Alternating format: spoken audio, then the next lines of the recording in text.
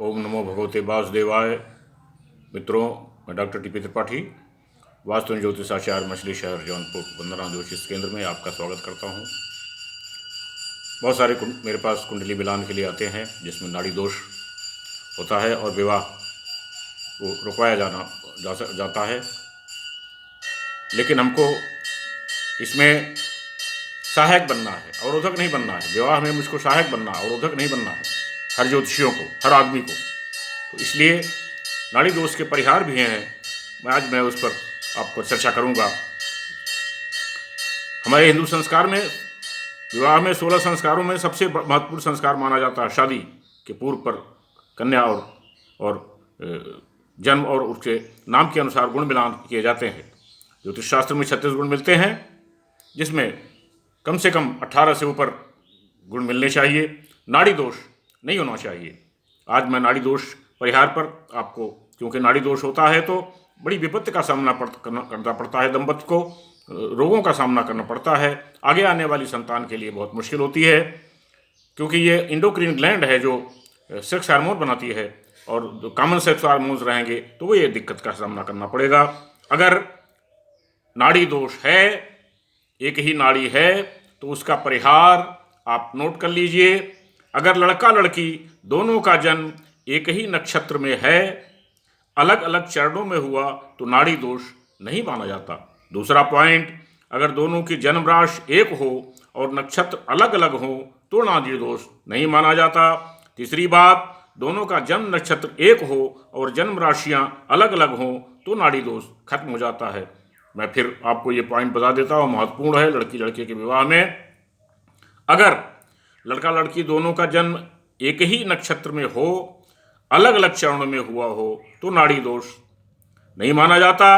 अगर दोनों के जन्म की राशि एक हो और नक्षत्र अलग अलग हो, तो नाड़ी दोष नहीं माना जाता। दोनों का जन्म नक्षत्र एक हो और जन्म राशियां अलग हो, तो नाड़ी दोष नहीं माना जाता। इन उपायों और भी उपाय हैं। वर और कन्या दोनों की नाड़ी मध्य हो तो पुरुष को प्राण का भय रहता है, इसलिए स्थिति में पुरुष को महामृत्युंजय जाप करना अति आवश्यक हो जाता है। अगर वर और कन्या दोनों की नाड़ी आदि हो तो स्त्री को प्राण का भय रहता है, इस स्थिति में कन्या महामृत्युंजय जाप का करना अति आवश्यक है।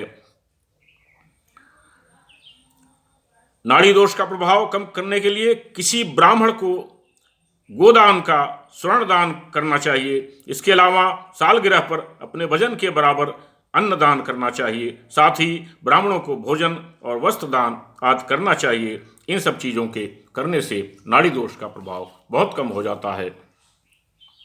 लेकिन ये किसी योग्य ज्योतिषी के विचार विमर्श के साथ ही करना अति आवश्यक है, लग्न देख करके, क्योंकि नाड़ी दोष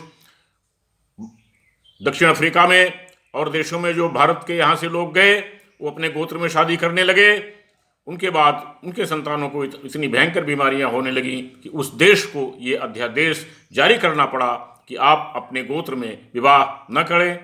नाड़ी एक तरीके से आपका गोत्र है, अगर उसमें विवाह करते हैं तो बहुत मुश्किल होगी। इसलिए जो उपाय मैंने बताए हैं, उस उपाय को आप बहुत ध्यानपूर्वक देखें और उसके हिसाब से अपने बच्चों का विवाह करें, जिससे उनका जीवन सुखी, सफल और सुखदायी हो।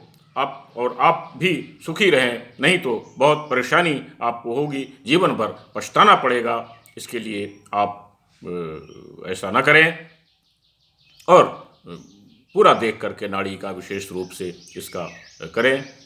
मेरा ये पोस्ट आपको पसंद आया, लाइक करें, शेयर करें, सब्सक्राइब करें, अपने मित्रों को बताएं, दोस्तों को बताएं, रिश्तेदारों को बताएं और लोगों को बताएं, जिससे उनका कल्याण हो, आपको पुण्य मिले। मेरा यही उद्देश्य है। हमसे कोई संपर्क करना है तो मेरा नंबर 9451033559 है। इस नंबर पर आप मुझे रिंग कर सकते हैं, कॉल कर सकते हैं, पूछ सकते हैं। आपकी परेशानी दूर की जाएगी। तब तक के लिए धन्यवाद, नमस्कार।